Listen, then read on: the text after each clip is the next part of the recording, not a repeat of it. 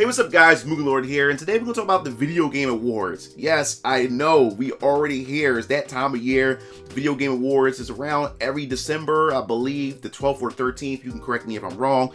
But every time we get around this season when it comes to the Video Game Awards, it's always a conversation within the game community because of Jeff Keighley and his, I guess you would say, staff and their nominations when it comes to the Game Awards and what games is propped up for this award and what games kind of like get snubbed. And this time around, this is quite interesting because there are quite a few surprises and quite a few snubs that got a lot of people talking. So before we even dive into this video, make sure you hit the subscribe button and notification bell for more gaming content here on this channel. So we're going to dive right into it. All I gotta say is my personal opinions when it comes to the Video Game Awards itself. At first, I thought it was a good idea. I wanted to see something like this because I'm a gamer. I love video games, and I also love to see the culture of video games be put on the mainstream for everybody to just see for itself instead of people just judging it and putting a negative stigma on it, and people can just respect it as an art rather than something that people just look down on as negative on society itself. And I was up for it. And then the fact is that Jeff Keighley was the one that was going to take the charge when it comes to the Video Game Awards. I also thought it was a good idea because he's known to be working in E3, one of the biggest video game events of all time, and rest in peace, sadly that is canceled and everything. But I thought that he would be the one to lead the charge and make this event something to remember, but it just turned around and ended up becoming a corporate circle jerk. And you know, throughout the course of 10 years, people have been speaking their opinions on it when it comes to some of these nominations, some of these choices, and a lot of it, to be honest, feel very rigged to me when some of these games are pretty much will release a month before the Game Awards, but somehow this game gets it's not only in the awards, but actually gain a shit ton of awards. And it just kind of got me scratching my head. And it seemed like that also Jeff Keighley, you know, select his friends or people that he cozies up to, and these people get,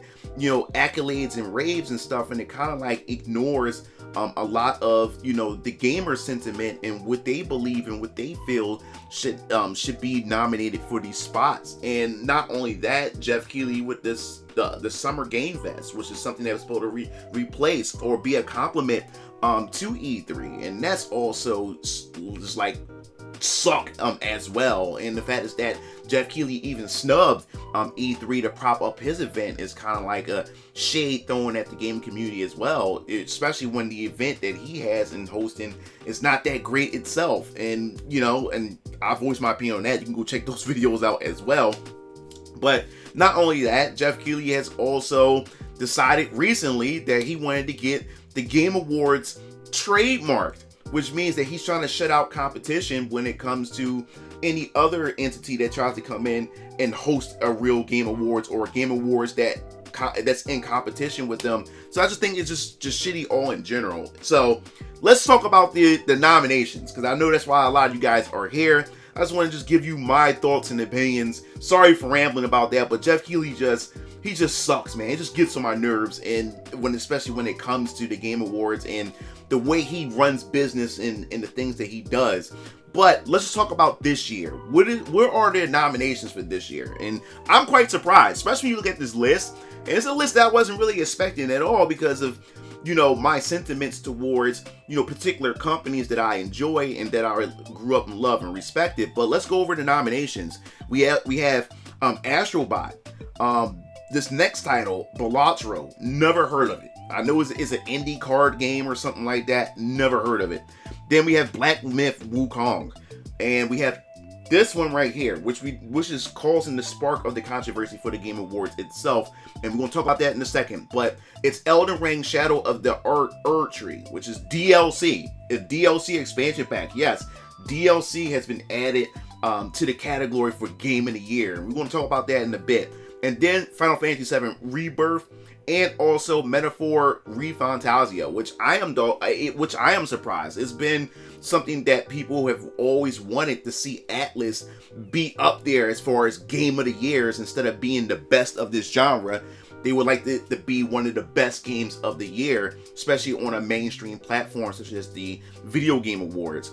So, what is the issue of this? Well, to point at one of the issues, especially when it comes to nominations, to me, I think the selection and choice is actually pretty damn good, except for Balalcho, never heard of it, and also the Elden Ring DLC, which we'll talk about. But the biggest issue here is when it comes to the nominations is the fact is that us as gamers, has very little influence when it comes to these nominations. We make up 10% of it, while gaming journalists in the mainstream media video game outlets, which they call reputable, respectable, sources of video game knowledge and information, they are the ones that actually make the choices when it comes to these nominations, which sucks when it's called the Video Game Awards. You would think that us gamers would have some voice in this, but let's just move on. So this is a perfect time for us to talk about the elephant in the room, discuss what's going on here. And the problem is that they decided to add DLC as a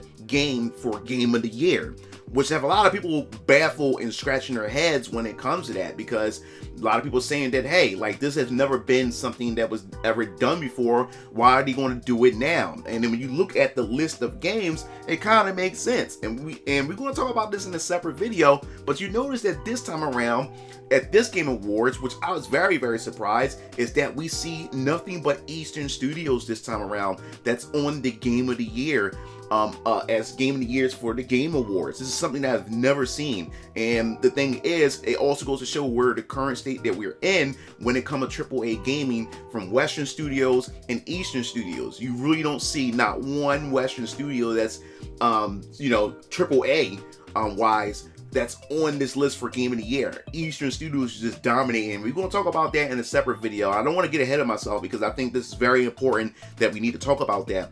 But for the fact is that we do have this, the fact is that we have DLC that's in here, it kind of like rubs people the wrong way, for the fact is that it's pushing out a potential game that actually deserves that slot. And people are saying that, yo, how come you couldn't just have the best DLC, of the year as its own category rather than putting it in there? So people are saying, hey, this is already going to be rigged because people believe that Elden Ring is going to take it. This game came out in I believe 2022, right? And here it is. We have Eastern games like Final Fantasy VII Rebirth. We also have Atlas with their Metaphor ReFantazio, and we also have Astrobot, something that I've been a proponent of, saying that we need to go out and support because we like to see more games like this. And it seems like that they put all of them in this category just for Elden Ring, just to beat them out.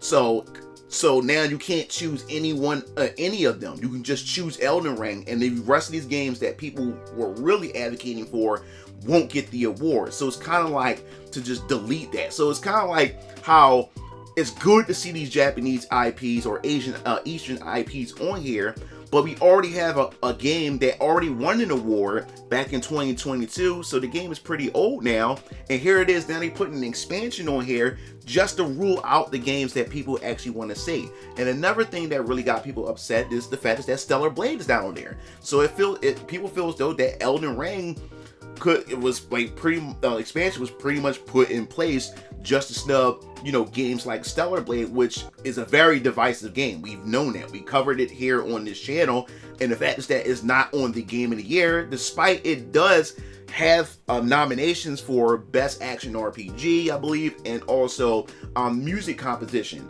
I mean, that's good and all, but why couldn't this be up here for Game of the Year? And instead, we put an expansion pack and DLC on there, when other people also pointed out that if that was the case, you could have put, games like the expansions to Xenoblade Chronicles, or also the expansion pack to Cyberpunk 2077, Phantom Liberty. They could have done that in the past, but they didn't.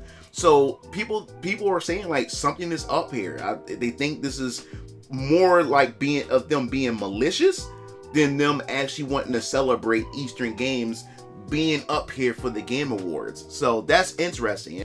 We also have missing games that people were expecting or would have loved to see be on the Game of the Year. More specifically, like Space Marines 2, Helldivers 2, Dragon's Dogma 2, Like a Dragon Infinite Wealth, Also, Unicorn Overlord. And me, this is my personal opinion, I would love to see Visions of Mana on there. Or Visions of Mana wasn't even chosen for any category in general. You know, so that's kind of sad as well. I was really glad to see Visions of Mana on there and everything. So the thing is, the biggest upset or the biggest shock in my surprise was the fact is that Dragon Age Veilguard didn't get in there, and I'm shocked just because I'm completely wrong. And thing is, like, this is the kind of wrong that I want to be wrong about. Like, I would rather be wrong about this. I'm happy at being wrong because I also talked about on social media and even in previous videos that this game that was designed for the modern audience, for woke culture and everything like that, that this game was designed to be Game of the Award bait. And apparently Dragon Age didn't make the Game of the Year. And the only category I believe that it made was game accessibility. That's the only thing that Dragon Age Veilguard has as far as nominations are concerned, but they don't really have anything relevant, which is quite surprising. Like, that is, I did not see that coming. And the fact is that we starting to see a total shift in what's going on with culture itself within the gaming space is because we already have journalists already turning its back on and saying that the game may be too woke for its own good. So that's the crazy part. I was thinking that this game was going to eat a shit ton of awards. They was going to just take a ton of awards, but that didn't happen here. So I guess that's the biggest upset or snub in a way. You know what I'm saying? No, did not see that coming. So what do we do from here as far as game awards are concerned is because it's apparent that these game awards aren't for gamers at all. It's really not. This is really for, you know, the corporate and the game journalists in the industry itself, for them to pretty much circle jerk each other, and it's not really for us. It pretty much disregarded our opinions and how we feel, especially the fact is that instead of just taking the DLC and having it as a category of its own, it was thrown in there to pretty much ruin the chances for the games that's on that list, you know, for them to actually get Game of the Year, and I just don't think that's right. So what do we do from here? Well, there are alternatives, which we do have. We do have the Real Game Awards, that's from Side Scroller and from Stuttering Craig himself.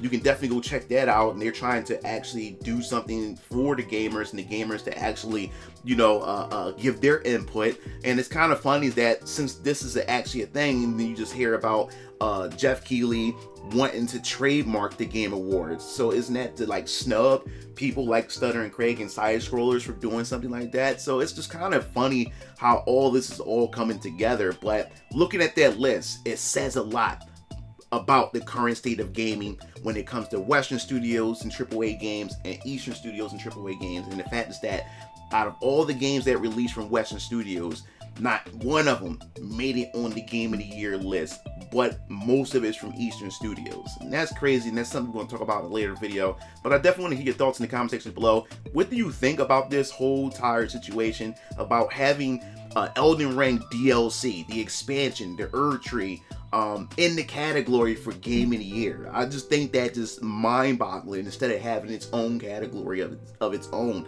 I just find it just crazy. And what do you think about Jeff Keighley in general and the Game Awards itself that's owned by him, and how it's being influenced by corporate media and everything? So I definitely want to hear your thoughts. If you like the video, hit the like button, subscribe button for more gaming content here on this channel. This is MugenLord, sign off. I'll see you game fiends later. Peace out.